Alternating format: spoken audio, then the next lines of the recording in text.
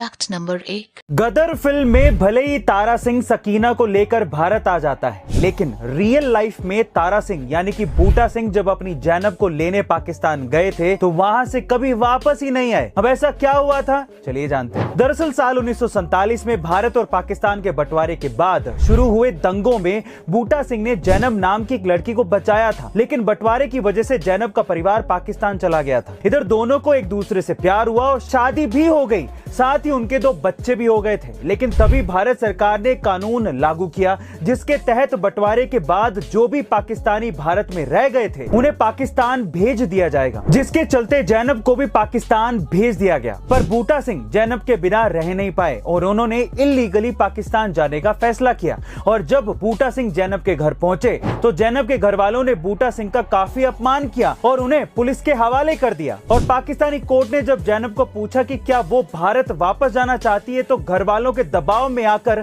जैनब ने बूटा सिंह के साथ जाने से मना कर दिया। इस सदमे से टूटकर बूटा सिंह ने ट्रेन के सामने आकर अपनी जान दे दी और तब उनकी जेब से एक चिट्ठी निकली जिसमें ये लिखा हुआ था कि उनकी कब्र जैनब के गांव में ही बनाई जाए। लेकिन बूटा सिंह की आखिरी ख्वाहिश भी जैनब के घर वालों ने पूरी नहीं होने दी और बूटा सिंह को पाकिस्तान की सबसे बड़ी कब्रगाह में दफनाया गया। लेकिन जब ये बात पाकिस्तान के लोगों को पता चली तब से बूटा सिंह को शहीद मोहब्बत कहा जाने लगा। Fact number 2। सिर्फ अपने कुत्ते को घुमाने के लिए एथलीट से भरा स्टेडियम खाली कराना एक आईएएस अधिकारी को इतना भारी पड़ गया कि उसे अपनी शाही नौकरी से हाथ धोना पड़ा। क्या है पूरा मामला, चलिए जानते हैं। ये बात है पिछले साल मई महीने की, जब आईएएस रिंकू दुग्गा और उनके पति आईआरएस संजीव किरवार एक दिन दिल्ली के त्यागराज स्टेडियम में अपना कुत्ता घुमा रहे थे। लेकिन स्टेडियम पर प्रैक्टिस कर रहे एथलीट्स की वजह से कुत्ता टहलाने में दिक्कत आ रही थी, इसलिए आईएएस रिंकू दुग्गा ने अपने अधिकारों का दुरुपयोग करते हुए पूरा स्टेडियम खाली करवा लिया। जिसके बाद ये खबर आग की तरह पूरे देश में फैल गई, जिससे गृह मंत्रालय तुरंत एक्शन मोड में आ गया और गृह मंत्रालय की तरफ से आईएएस रिंकू दुग्गा पर पिछले 1 साल से इंक्वायरी चल रही थी। और अब आखिरकार भारत सरकार ने आईएएस रिंकू दुग्गा को लैक ऑफ इंटीग्रिटी और अधिकारों के दुरुपयोग के चलते कंपलसरी रिटायरमेंट देकर पद से हटा दिया है। गाइस, आईएएस पद पर नियुक्त इन अधिकारियों को यह ध्यान रखना चाहिए कि आप जनता की सेवा के लिए वहां पर हैं, ना कि जनता के अधिकारों का हनन करने के लिए।